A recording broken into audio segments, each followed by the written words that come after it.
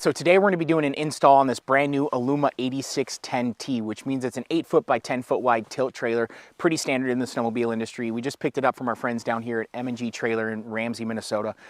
Today we're going to be installing our Caliber MultiGlides, our Caliber grips for traction, as well as our EdgeGlide tilt set for transition protection so you're not catching your carbides. With that being said, let's take a closer look at each product that we're going to install, and then we'll get started.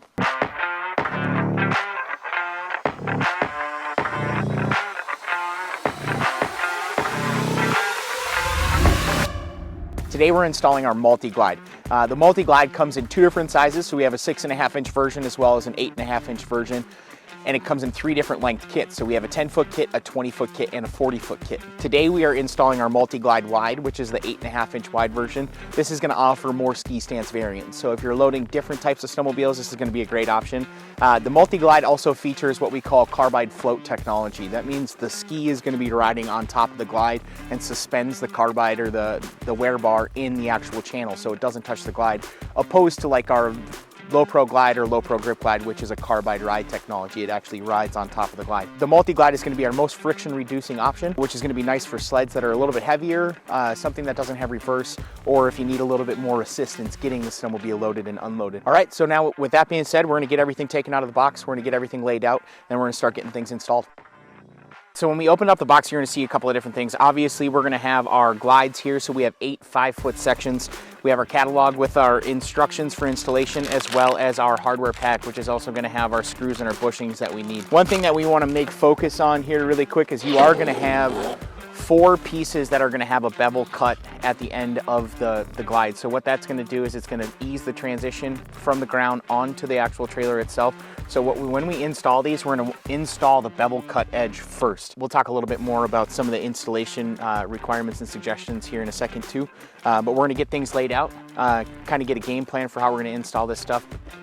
So at the beginning of the video, when we were talking about the hardware included, we do include our expansion bushings, which are going to go in these expansion slots that you'll see on the sides of the glides. On one end of each glide, you will see that there are no expansion slots. So what that means is that that's going to be the fixed point. So that's going to secure the glide directly to the deck of the trailer and allow the glide to expand and contract with varying temperatures. So when you're installing your glides, we do recommend that you install them around room temperature, so 68, 70 degrees, somewhere in there. It is a little bit cooler out today, so the glides are going to be a little bit contracted. So we're going to increase that spacing to about 1/2 inch to allow for that additional expansion contraction. What we're going to do is we're going to get everything spaced out. We're going to get a couple of these pieces tacked down, and then we're going to make sure that we have our separation set accordingly, and then we're going to keep installing the rest of the glides. So when we were laying the glides out, we made sure that we have enough space at the back of the trailer, because later on in the installation, we are going to be installing our EdgeGlide tilt set to protect that transition from carbides. We're going to go ahead, get these 4 glides installed, make sure that we have our spacing correct, and then we're going to go ahead and install the rest of the 4 glides. One thing that we do want to make sure of is that you maintain proper ski alignment. So make sure that you double check your ski stance. If you have to adjust, you can move the glides accordingly for your ski stance. But with that being said, we're going to go ahead and get started.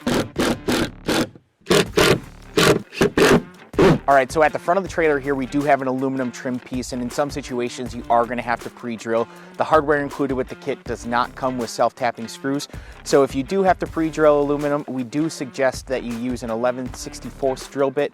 Depending on the thickness of the material, you might have to bump up to a 5/32, but 11/64 typically covers it.